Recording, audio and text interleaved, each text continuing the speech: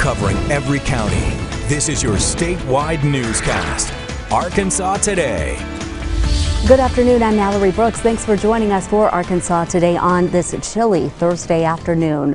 We begin in Washington today as the House of Representatives votes on the next phase of the impeachment inquiry of President Trump. It's an escalation of the process, the first formal vote in the investigation into the president's dealings with Ukraine, and sets the stage for public hearings. NBC's Craig Boswell is live on Capitol Hill.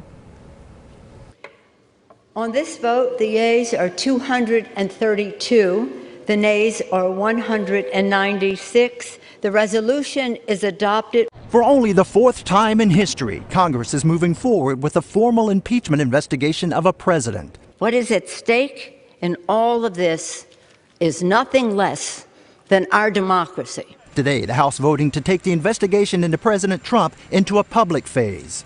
Democrats are trying to impeach the president because they are scared they cannot defeat him at the ballot box. We are here today because brave, dedicated public servants and patrons are standing up for their country. Trying to put a ribbon on a sham process doesn't make it any less of a sham.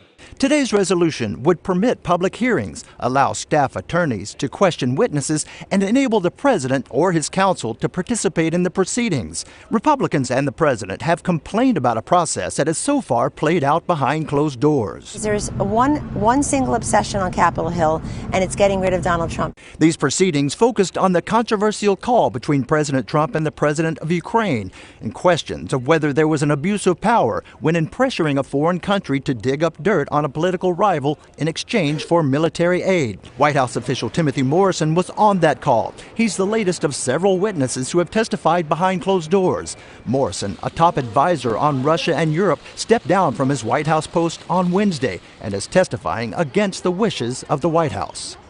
Craig Boswell, NBC News, Washington.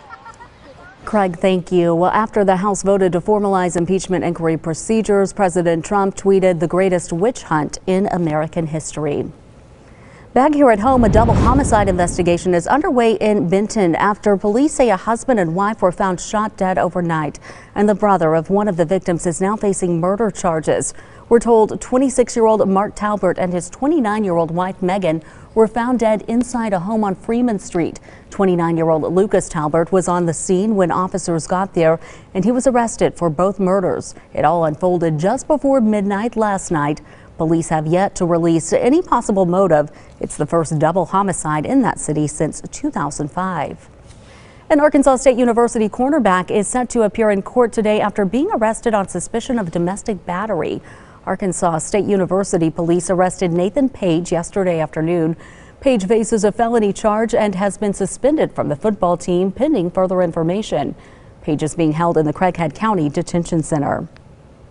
Halloween is today, and we want to make sure your children are safe from sex offenders while trick-or-treating.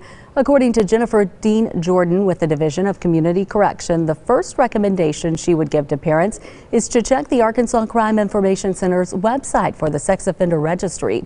By doing this, you can see if sex offenders live in the neighborhoods where you plan to trick-or-treat. She says it's important to be aware of your surroundings and to never take your eyes off your children.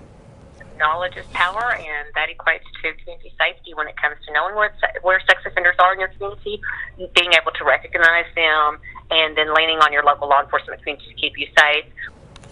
Also, if you're planning to go to a church event like a trunk or treat, Dee Jordan says to be aware of the church's sex offender policies. She said if you know someone is there who shouldn't be, you can report it to police. Now to Sevier County, where the Department of Health says there has been a 10% increase in flu reports. The department adds there's been one flu-related death in the state so far this year. Sevier County health officials say they're seeing common strains of the flu at this point, and the strains are covered in this year's vaccine. We are seeing an uptick in people getting flu shots this year, and that's great. And one of the things that we've noticed is that people understand that they're also getting them to protect the people around them who maybe can't get vaccinated. Free flu shots are available at the Sevier County Health Unit on North 4th Street in DeQueen. If you have insurance, you're asked to bring that card with you. Two Fayetteville schools will now have new mascots. Committees for both Ramey and Woodland Junior High Schools have narrowed down their choices from 3 to 2 mascots. according to Public Information Officer Alan Wilborn. Ramey will be voting on the Red Wolves, Rams, or Bisons. Woodland will either be the Colts or Wolverines. Over the next 2 weeks, there'll be a student and staff vote that each will log in and take the vote online, and then on December 1st, we'll announce what the new mascots will be for next year. The Fayetteville School Board voted last year to appoint a mascot task force to review changing the mascots of the Ramey Indians and Woodland Cowboys in response to concerns that the mascots did not align with the district's mission statement to maintain